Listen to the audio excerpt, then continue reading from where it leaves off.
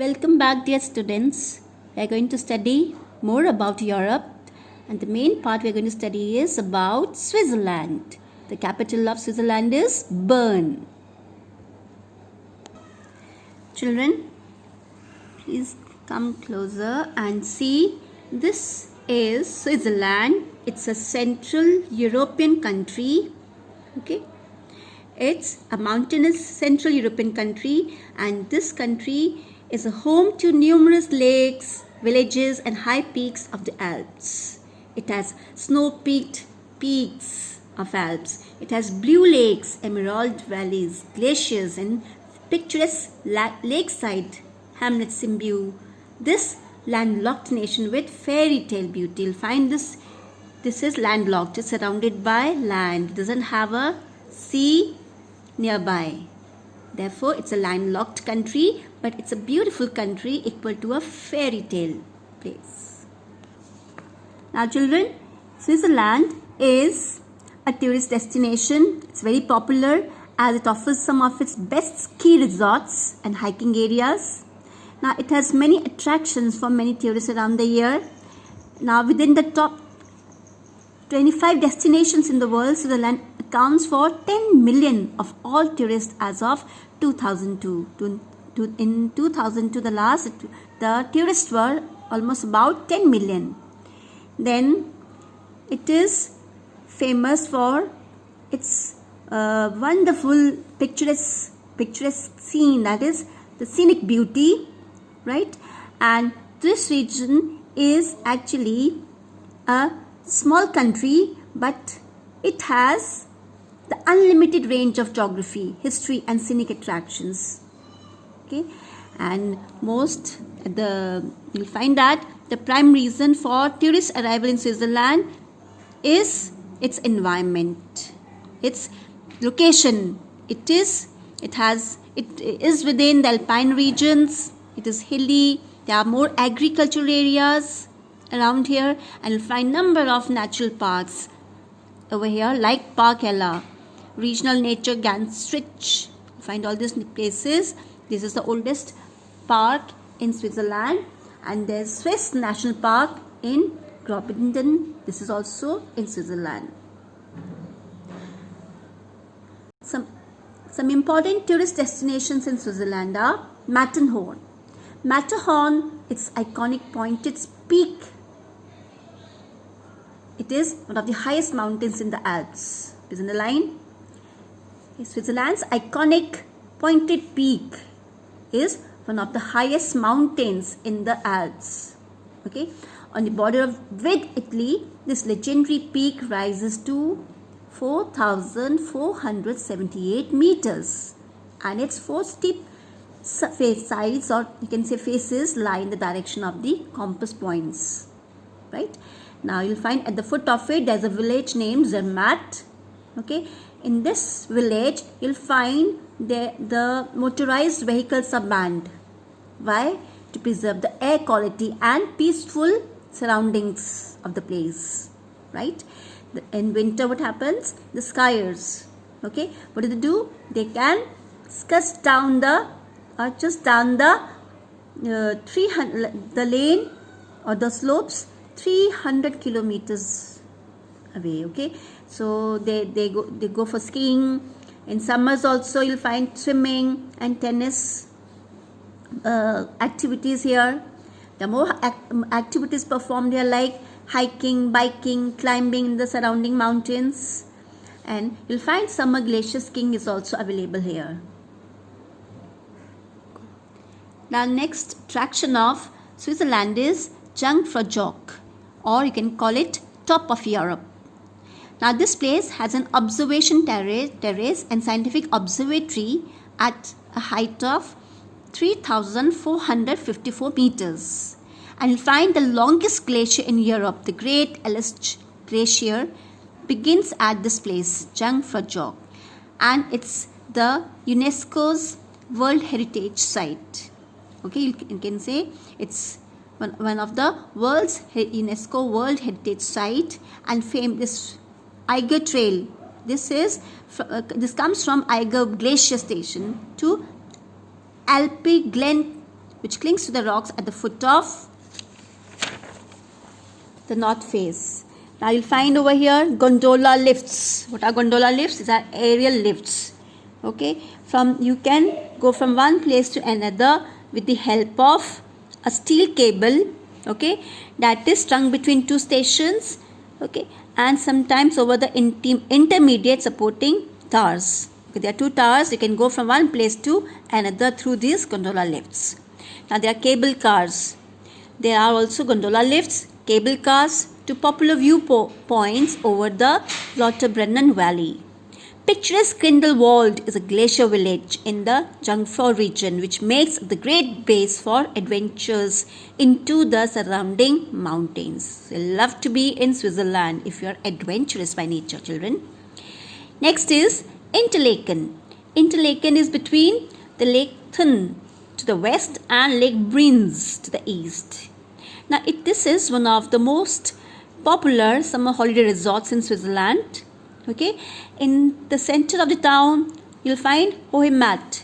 It's a marvel of urban planning with 35 acres of open space. Over here, you'll find flower gardens, hotels, cafes around this place. The main boulevard through here with breathtaking vistas of the mountains. You'll find you'll be able to view the beautiful you can say scenic beauty of this Switzerland. The mighty peaks of Eiger, Monch and Jungfrau tower above the town, providing excellent opportunities for alpine adventures. You'll find you can do hiking, climbing, abseiling and kayaking in this place. Now what is abseiling? Abseiling is like there's a doubled rope coiled around the body. Okay, rope which is coiled around the body, and you can fix that to a certain height, and from you can come down the rock face or near vertical surface of any area. From a height you can come down through that rope or climb up, right?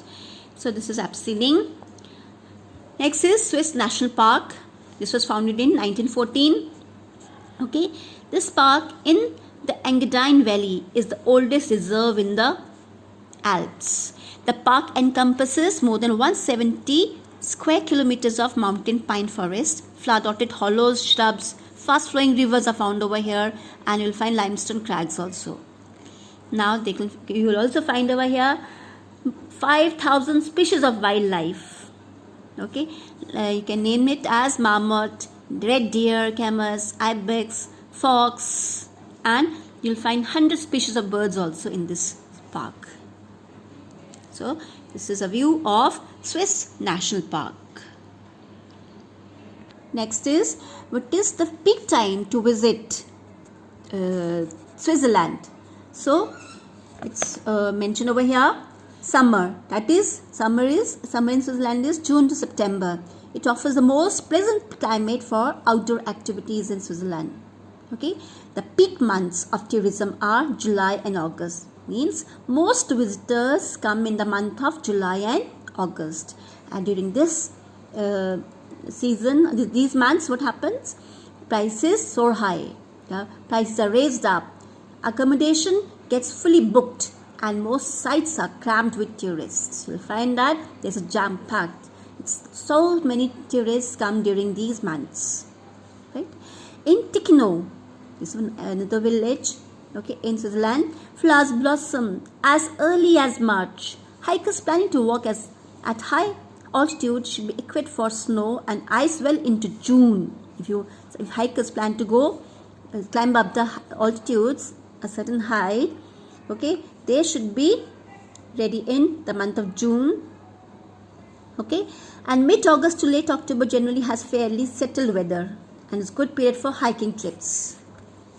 Then alpine resorts, the busy winter season kicks off mid-December and moves into full swing from Christmas onwards, closing down again when the snow starts to melt around mid-April. So during mid-April, then snow starts melting down, and this is about the peak time of tourism in Switzerland. Now children, here we'll read that what is the Valley of Tourism in Switzerland. Okay. Now, tourism provides the opportunity to showcase Switzerland and its heritage on a worldwide scale. If people come to this place, they'll come to know about the this particular place, Switzerland.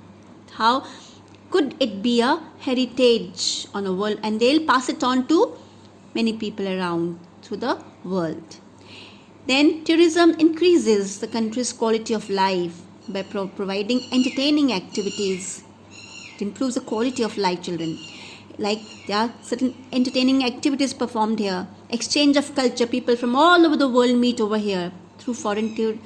Like where is the exchange of culture? The foreign tourists come here, and the people who are already living there, they come in contact with them. So there is actually the exchange of different cultures, right? And constant livelihood for its citizens. So how it is livelihood? The citizens of Switzerland, they earn from these visits of the tourists. Okay. Now, tourism stimulates economic activity and generates income. Obviously, when people come, when the foreign people all over the world come to a certain place, that improves the economic activity. Okay, the quality of the income, it generates income for the people, the local people there. Okay, they get an opportunity. They get an opportunity to work for the people. They earn from them. Okay, they sell things, they sell their goods. The hikers and all, they are guides to the hikers. Okay, so they also take charges from them, and it actually generates income. Then tourism introduces people to Switzerland country and attracts people to its community, stimulating long-term growth and prosperity. Therefore, children, tourism is one of the thriving industry in Switzerland, and as it provides employment to a large part of the population. So in 2014, the contribution of travel and tourism to employment was supported by the industry. It was almost 99.6% of total employment. That means 471,000 jobs were given to the people, and this has been rising up. It says that every year, like this is expected to rise by 2.5% per annum. Every year it could rise, and by 2025 you'll find that these many jobs will be available for the people. 617,000 jobs will be available by 2025. Right. Next, we'll see the negative effects of Swiss tourism. Okay. Now, already, if so many people come to a certain place, obviously the environment is really going to be affected. So these are the negative effects. The main issue is natural resource depletion. What is the first issue? When not many tourists come to a hill station, it puts tremendous amounts of pressure for the availability of natural resources. People, they have so many needs, and they really harm the natural resources. Okay, they have more demands, so it puts pressure for the availability of those natural resources. Second is winter sports. Winter sports results in land degradation. Please underline, winter sports results in land degradation. Land degradation means the quality of land falls down, decreases.